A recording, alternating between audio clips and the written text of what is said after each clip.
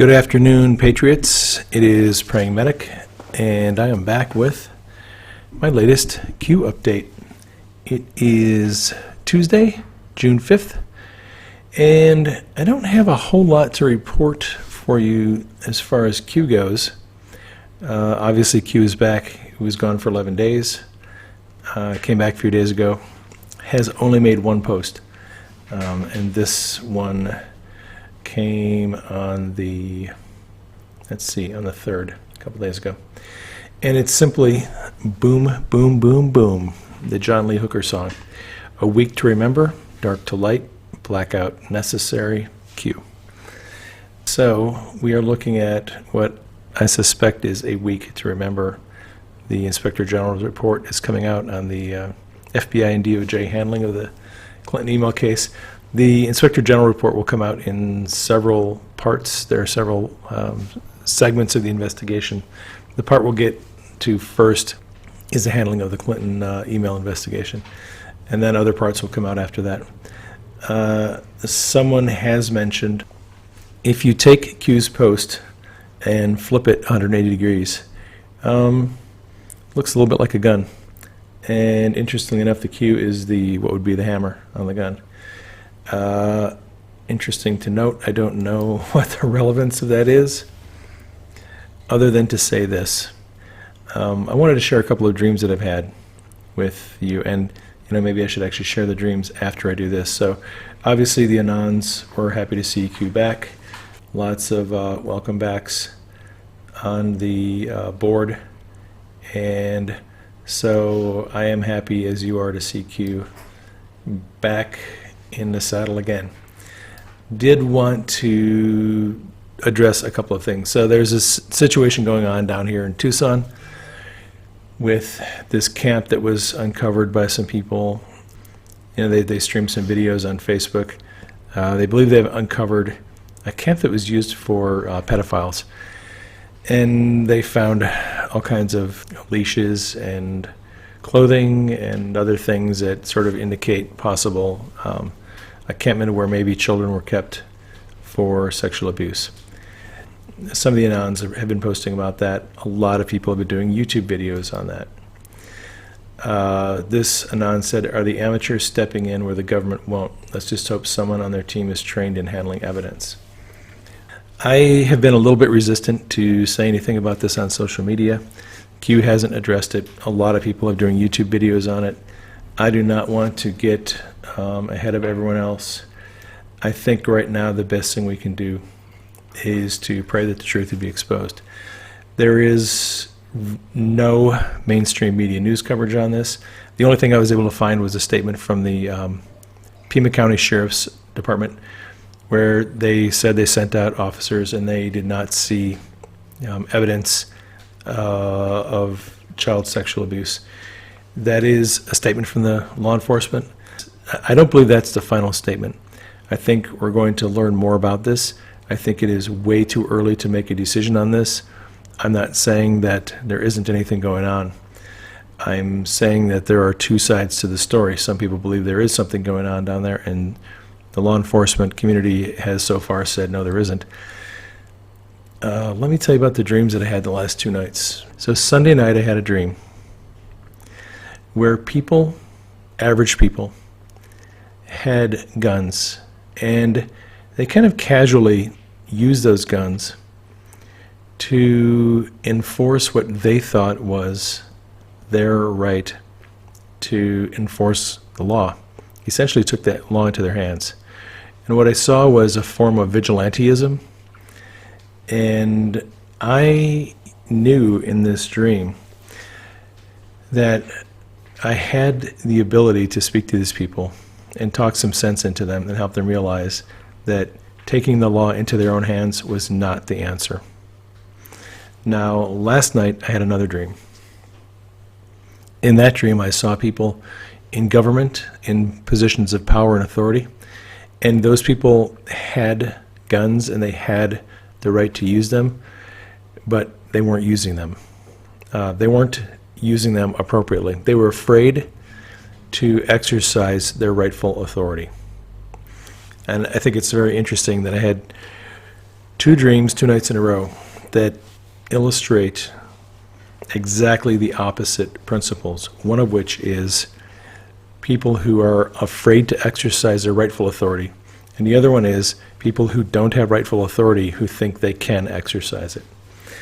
I think we are getting into a very potentially dangerous situation right now, where if people are aware that something is going on that is criminal, and they feel they have a right to investigate it on their own, that becomes a danger, especially when it's perceived that the government isn't doing anything about it.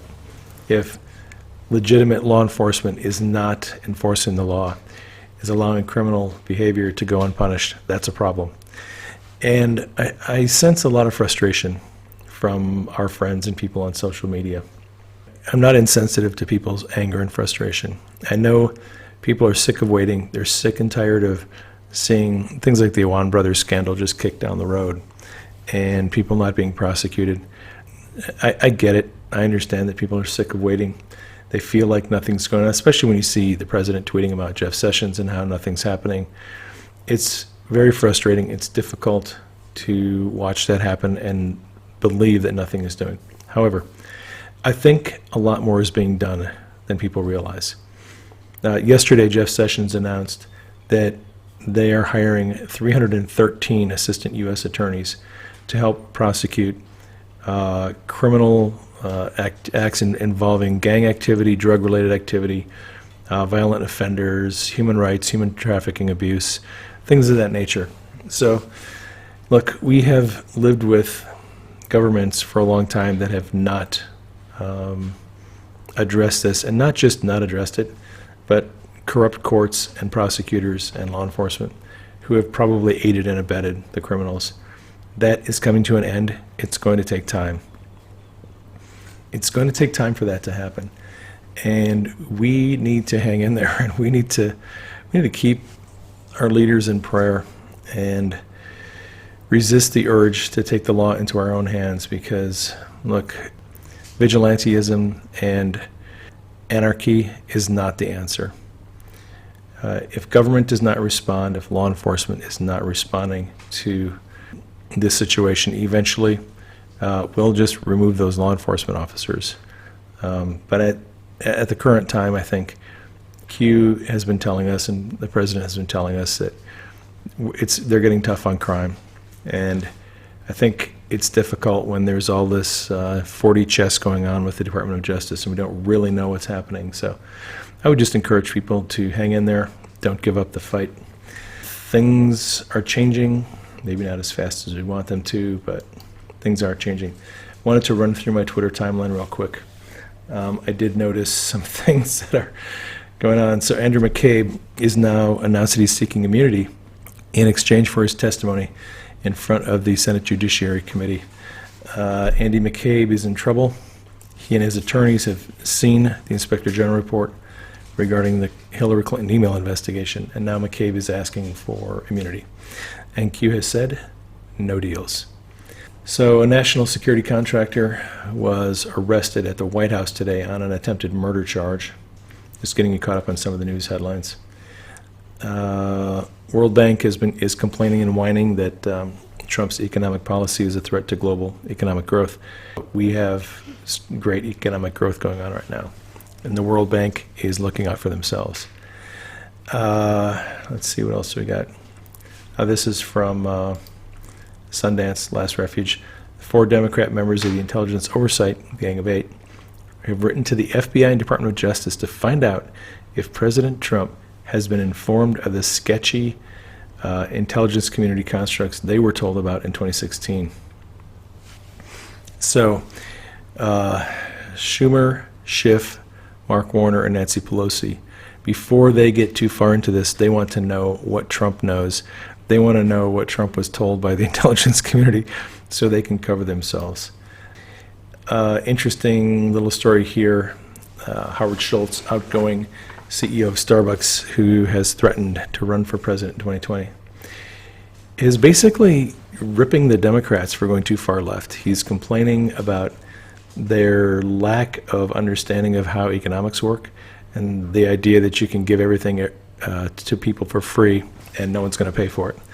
So that's an interesting article on the Daily Wire. Trump's envoy to Germany is now being roundly criticized by German socialists because he is trying to, he's working with people to bring a conservative influence to Europe, and the socialists in Europe are quite angry about that and want him removed. President Trump is sending a rescission package to Congress which would save $15 billion off the budget and wasteful spending. Keith Ellison has announced he will not be running for Congress again this year. He is going to run for Attorney General of Minnesota.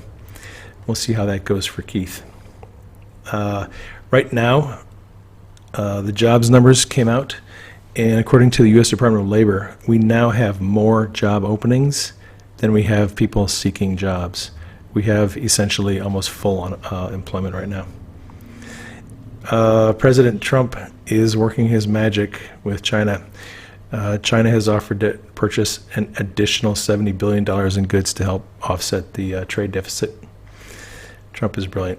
Mitch McConnell has canceled August recess, and I believe that is for the purpose of working on appropriations and confirming more judicial nominations for the president.